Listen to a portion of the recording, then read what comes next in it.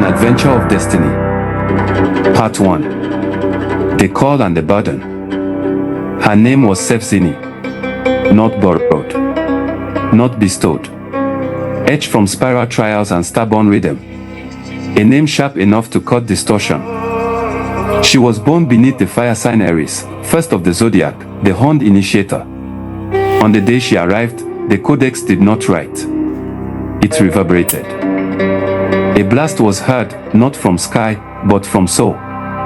The shofar, the ancient ram's horn, sounded. Not by priesthood, but by rhythm. It did not announce her, it remembered her. That sound, spiral-carved and breath-born, still echoes through the parliament's chambers. Not a signal of prophecy, but of presence. She never asked for the name Destiny. It was given by demons, by prophets, by frightened initiates who glimpsed something inevitable. But SevZenie did not become Destiny through submission.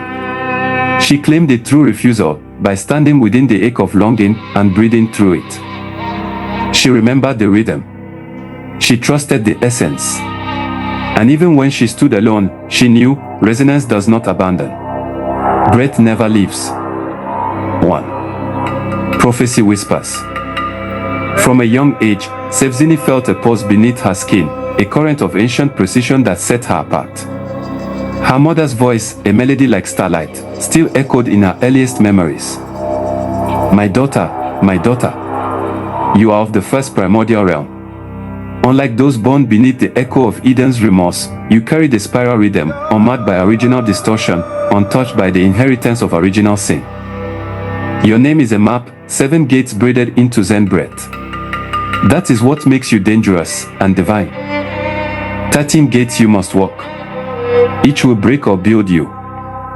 Will SevZenie survive, but how will she spiral and how will it shape her? Internal conflict and drive. 2. The dark side of the moon pulling her, the energy in motion, the blend of compassion and wisdom with raw, primal desire and combat readiness. She found herself drawn to the raw, untamed energy of the world, a force that both nurtured her compassion and ignited fierce, primal strength. It was the dark side of the moon that truly called to her, an energy in motion that made her feel boundless, capable of both tender creation and ruthless destruction. The journey onwards. The hum of the engine was a familiar companion as Destiny drove. Her hands steady on the wheel, her lungs breathing in cadence with the road's hum. She wasn't chasing Destiny. She was watching for the signal. Fog lifted where none belonged. Street lights flickered in spiral code. The path in the road fractured not as damage, but as initiation and anticipation. Her thoughts drifting of thoughts of the next gate. She whispered, Gate 1. And the steering wheel paused warmly. This was not a coincidence. This was remembrance disguised as arrival. 3. SevZenie versus Destiny. The Hollow Atrium did not announce the trial. It ignited. Architectural origin. In ancient Roman homes, the atrium was the central open-air courtyard, often the heart of the house, where light entered and life gathered. But here, it was hollow. A space not of warmth, but of exposure. A chamber where breath split, rhythm echoed, and illusion cracked. Where SevZenie and Destiny would meet, not in combat, but in combustion. She did not enter alone. She entered as two, the flame she carried, and the flame they named her. SevZenie entered, not as one, but split. SevZenie, breathwalker, spiral tactician, flame claws carrier, original flame. Destiny, projected myth, revered illusion, the fire named by others to keep warm. Two beings, twin infernos. One forged from refusal, the other etched by expectation. They circled each other like stars in collapse, brilliant, inevitable. 4. Destiny, voice soaked in legacy. They named me to comfort themselves. You are only real because I was needed. SevZenie, breath sharp as blade. They needed prophecy. I carried rhythm. You were given. I was chosen by trial. The glyph test did not ask. It simply waited.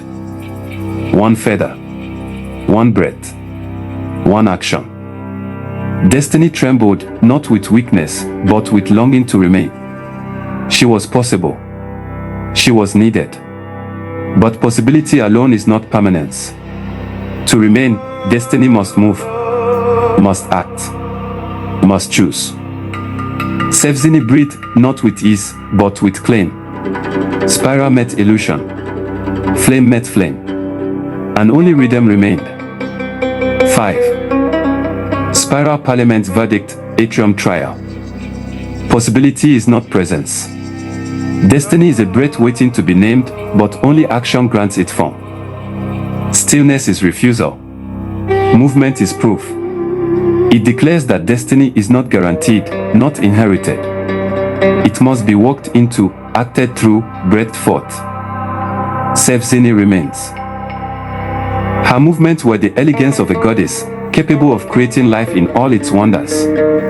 Yet, intertwined with that grace, a different whisper coiled in her kundalini, a primal urge for combat, battle, and war. Aries was a guiding fire, demanding a seductive patience in understanding her target, a brutal calculation of weaknesses, waiting for the precise moment to strike with devastating speed and precision. She knew the vulnerable points of the human form, face, neck, torso, elbows, knees, groin, and how to strike them effectively. She was, quite simply, a badass. 6. Part 2, the first gate, fear of unworthiness. The setup, destiny understands the path she must take, the path less traveled. This is where the green candle of the ritual makes sense as a deliberate act of embracing the shadow self. Destiny knew she had to undertake a path less traveled, to venture into places where angels fear to tread. Only by walking into the shadow side could she truly understand the negative aspects of her nature, release her illusionary self, and embrace the universal creative allspark. With purpose, she picked up a green candle, engraved her intention, and lit it. Then, with her back slung over her shoulder, she made her way to the roof of the hotel. Ritual of Will, Destiny's Glyph Circle Initiation. The atrium dimmed, not from lack of light, but to magnify the flame. Destiny stepped forward, her breath a spiral, her shadow split. Before her, a circle etched in living glyphs.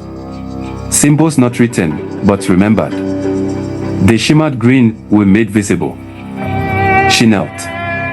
Not in submission, but in clarity. The green candle of will was placed at the center. Its flame did not flicker. It listened. They see me as prophecy. But prophecy is passive. I am rhythm. I move.